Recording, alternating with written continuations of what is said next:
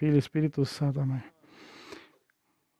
Nós vamos dublar depois de 2002, que foi o último vídeo que dublei para a história. Vamos dublar esse vídeo de perguntas e respostas aí para o canal, para os nossos canais, tá certo?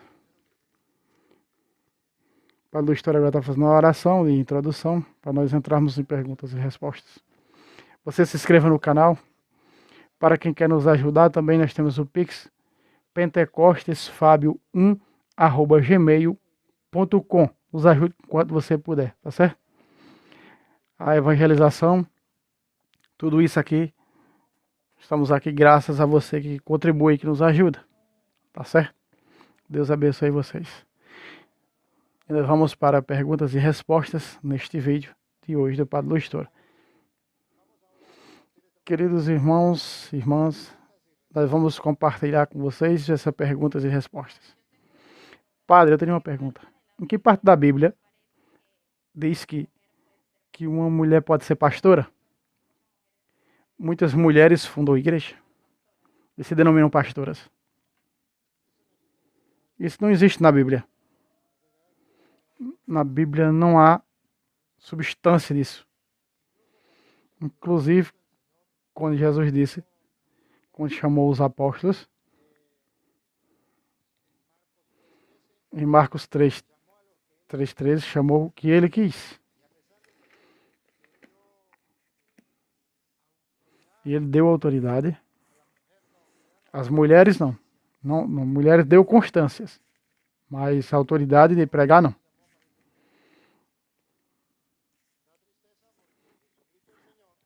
É triste porque Jesus Cristo o Senhor foi ele que realçou a mulher. A mulher era desvalorizada. Jesus dá o mesmo valor que dá aos homens. E isso é em nível mundial no cristianismo. A importância que tem a mulher. É triste ver como as mulheres estão se levantando contra o cristianismo, dizendo que o cristianismo não permite a mulher ser livre ou não dá permisso ou não dá importância. Isso é mentira. Agora, por exemplo, o movimento feminista diz que a Igreja Católica somos que afastar a mulher. No mundo inteiro, o cristianismo foi que deu importância à mulher. Por que as feministas não falam, por exemplo,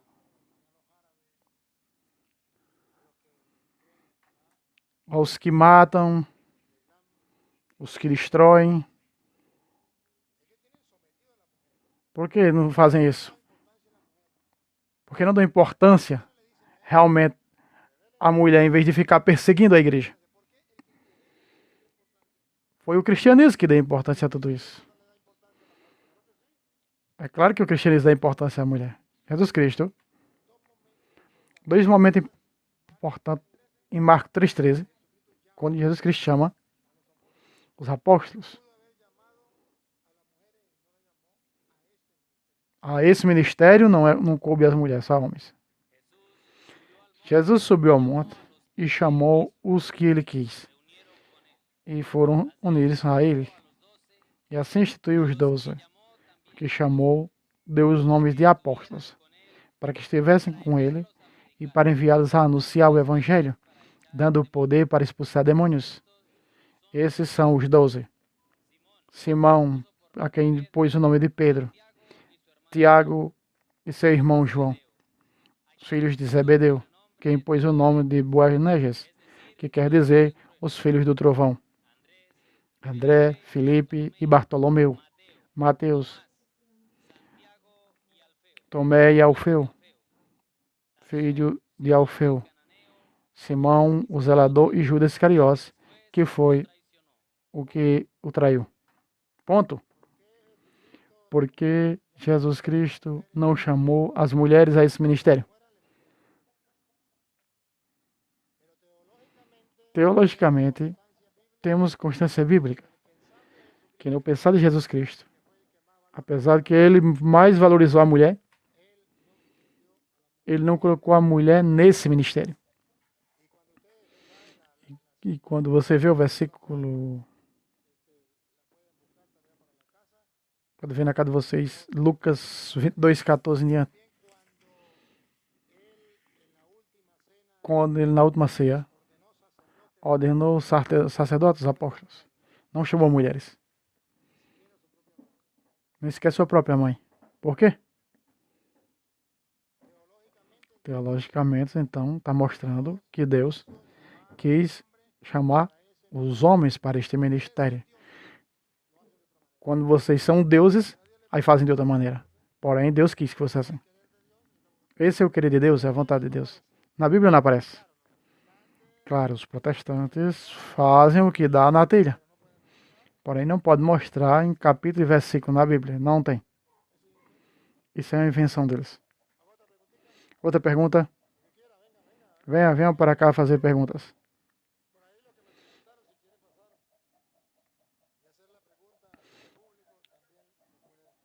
Você pode fazer aí no meio do povo. Qualquer dúvida que tiver, vem tirar, aproveita. E se tiver algum irmão separado que quiser fazer pergunta, pode vir. A pergunta minha é sobre o matrimônio dos protestantes. Se é verdade ou se é falso. O matrimônio dos protestantes é outro matrimônio diferente. Apenas social. O protestante casa muitas vezes só no civil. Vai dentro do juiz e assina e pronto. Diz que está casado. Porém, não é um matrimônio como Deus manda. Por quê? Porque Deus tem seus embaixadores. E precisamos seguir os embaixadores de Deus. Por exemplo, 2 de Coríntios 5:20.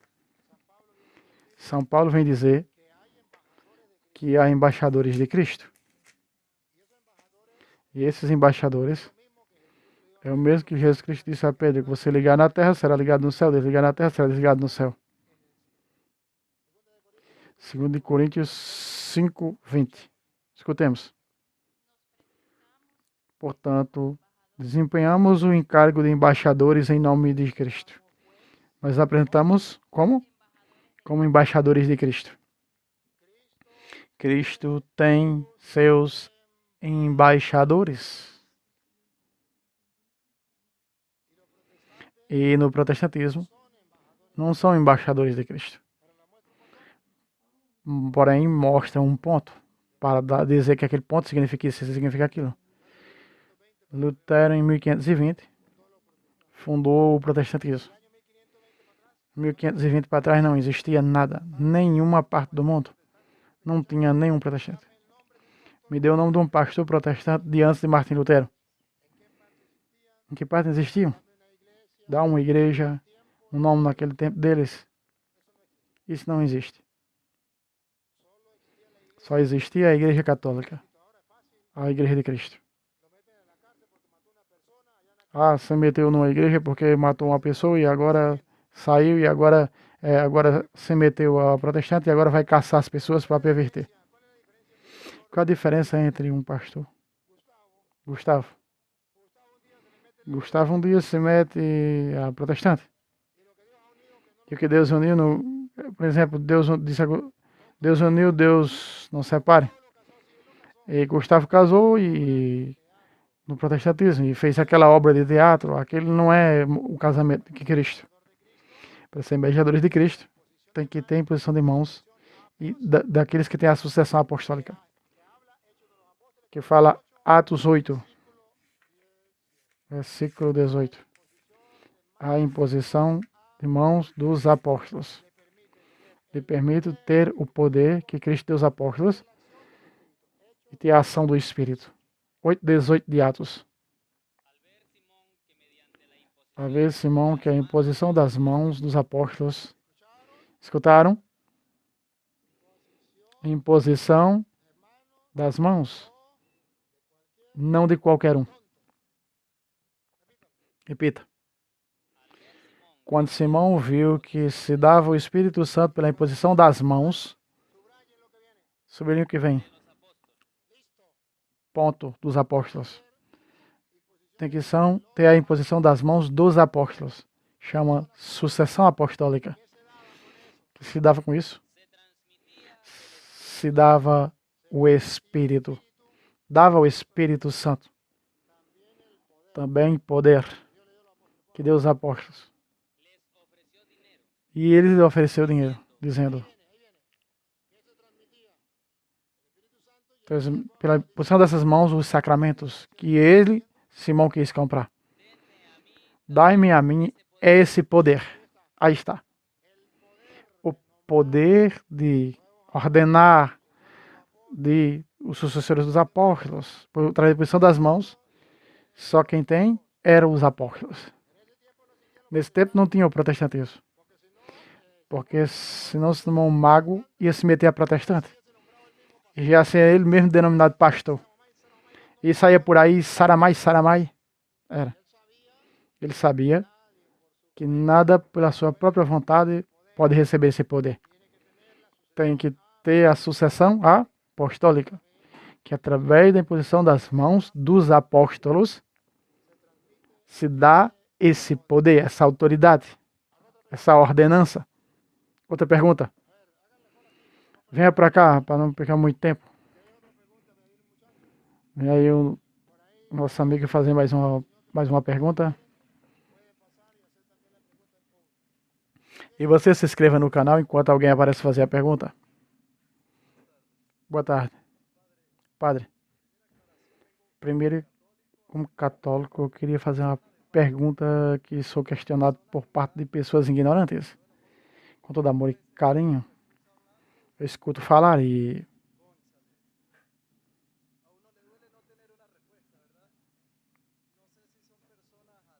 não sei se são ateus ou ativistas, não sei. Porém, eu escuto essas conversas que não, que a igreja não está na escritura, e por aqui, por acolá.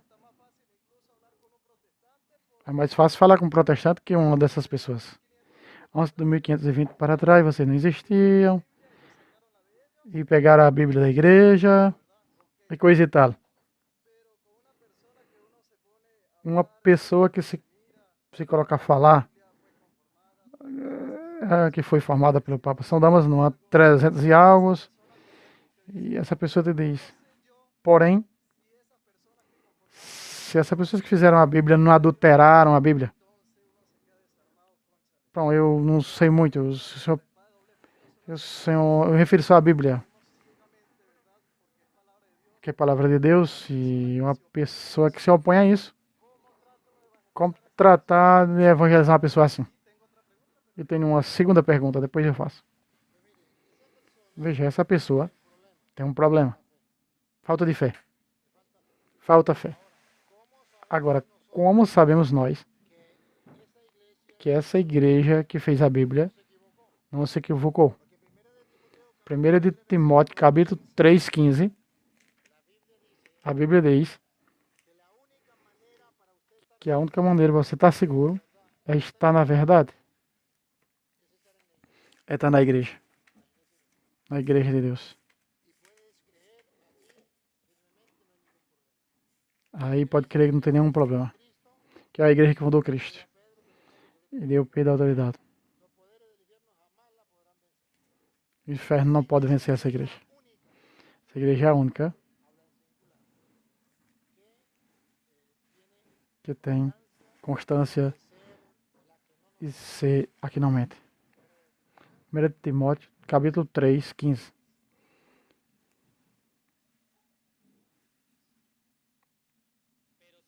Todavia, se eu tardar, quero que saibas como deves portar-te na casa de Deus, que é a igreja do Deus vivo. Uma igreja. A igreja de Deus vivo. Não pode ser protestada. Porque não existia nesse tempo, foi escrito isso.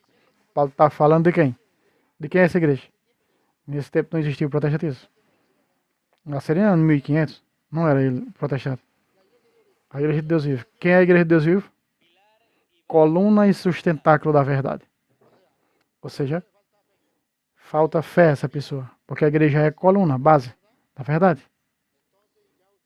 Então você já sabe que pode crer nessa igreja.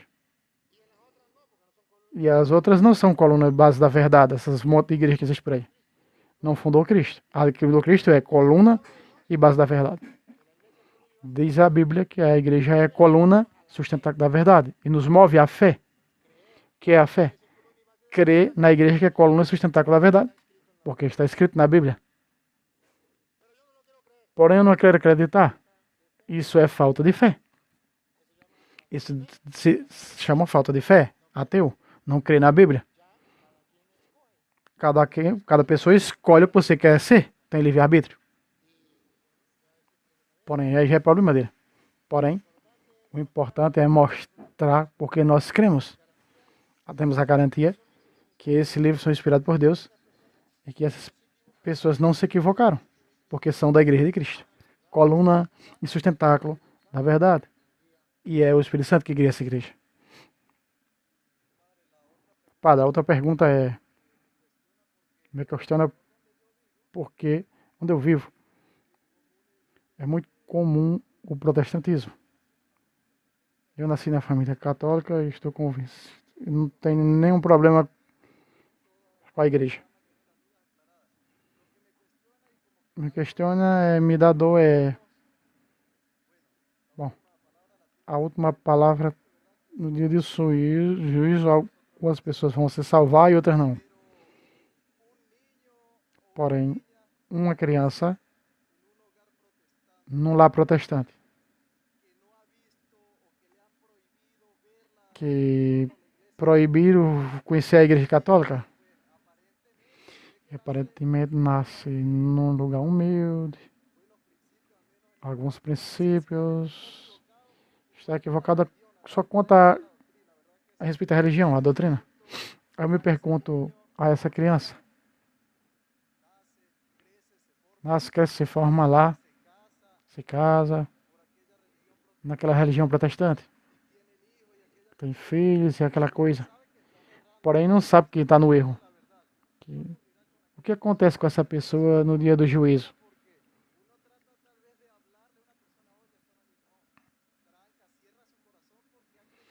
Aí pronto, cresceu nessa doutrina, com essa coisa, não escutou, pode ser algum, sei lá, testemunha de Jeová, alguma dessas outras. Então, eu gostaria de fazer essa pergunta: se isso é ignorância, como vai ser? Será que o senhor me entendeu a pergunta? O que muito foi dado, muito será exigido. Realmente, não é o mesmo pecado de uma pessoa que nunca conheceu a Deus. Aquela pessoa rejeitar a Deus. Se você me fala de uma pessoa que nasceu protestante e foi crescendo, depois se casou, encontrou alguém que pregou a palavra de Deus e não aceita, rejeita, esse tem mais pecado do que outra pessoa que também cresceu no protestantismo e que ninguém pregou o evangelho para eles. A questão de dizer vai para o inferno não toca a nós. Se condena, porém a condenação nós não sabemos para onde. Purgatório existe, uma espécie de condenação temporária. Inferno é outra condenação para sempre. Quem decide purgatório para o inferno é Deus que decide. Ele que é o juiz. Nós simplesmente podemos dizer que uma pessoa que negue, que não aceite a igreja de Cristo, essa pessoa se condena. Para onde? Para o inferno, ninguém sabe. Então, quando São Paulo fala em 1 Coríntios 3,15, onde diz São Paulo, essa pessoa se salvará, porém, passando pelo fogo.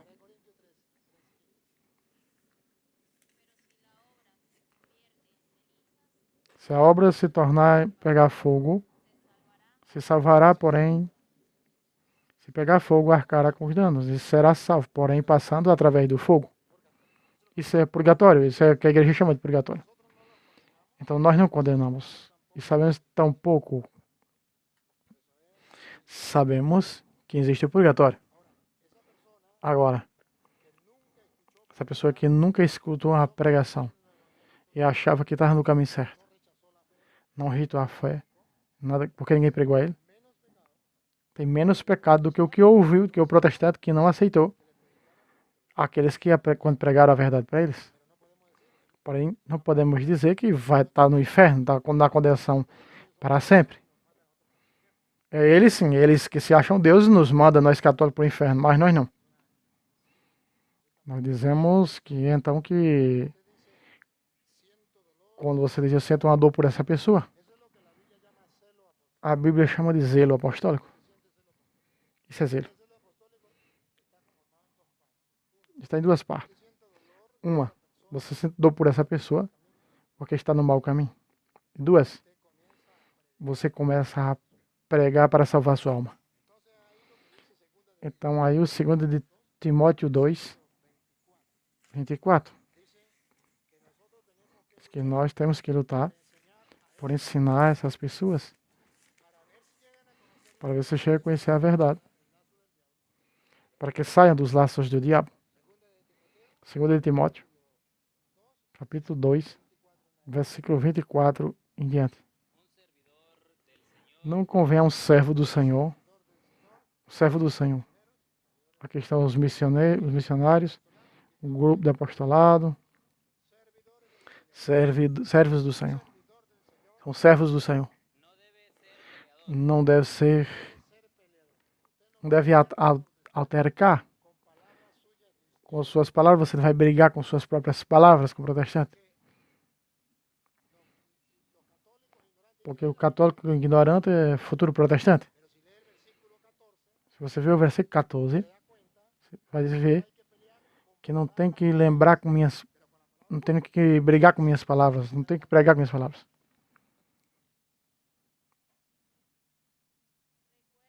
Lembra-lhes estas coisas e conjura-os por Deus, se evitarem discussões de palavras, que só servem para a perdição dos ouvintes. Deixa as discussões de palavras, deixa suas palavras com as palavras do protestante. Você vai pela palavra de Deus. Eu sou católico e eu vou discutir talvez com um protestante. Com minhas palavras, não. Aí isso está errado. Agora, quando eu vou com a palavra de Deus, que não é de nenhum proveito a quem está ouvindo. Quando você debate com um protestante, não aproveita-se nada quando você está usando suas próprias palavras. Agora escuta o que vem. Porque há muitos missionários que não sabem disso. A Bíblia proíbe debater com um protestante. Eu convido qualquer pessoa no mundo que comprove com a Bíblia que diga que eu não posso debater com a Bíblia, com qualquer evangélico. E isso eu não vou brigar com palavras minhas, discutir com palavras minhas, debater com palavras minhas. Isso a Bíblia está proibindo. Muitos missionários que escutem isso. Escutem.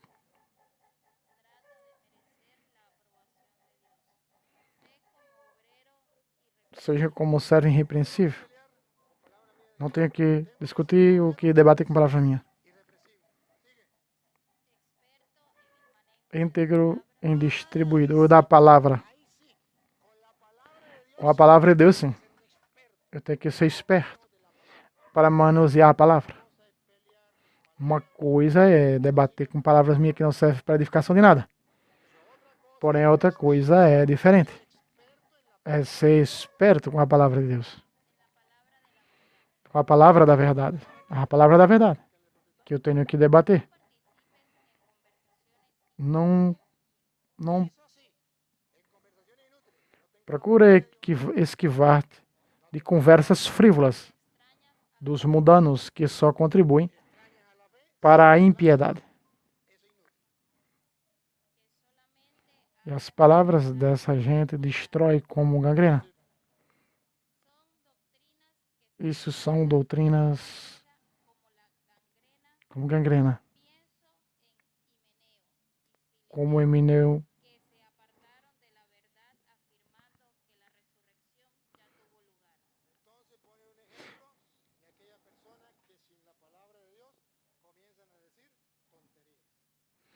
Então, quando se desvia da palavra de Deus, começa a dizer coisas erradas. Um servo do Senhor, versículo 24, não deve ser contrário, mas ser concedente, com todos capazes de ensinar, paciente, suportar os males.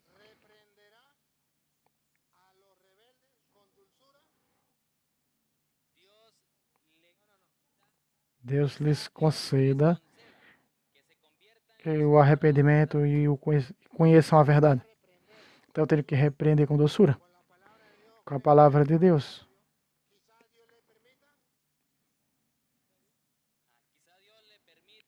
Deus lhes conceda o arrependimento para que cheguem ao conhecimento da verdade.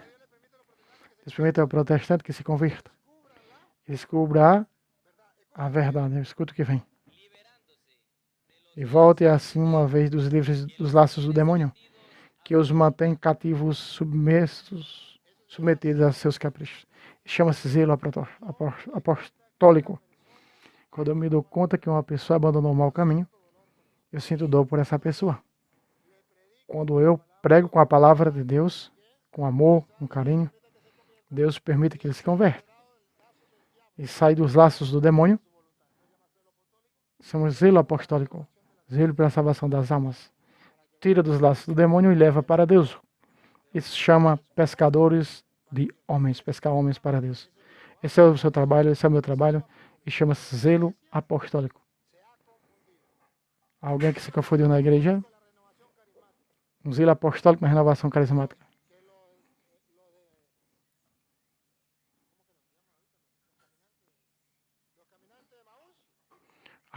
Os caminhos de Emaús.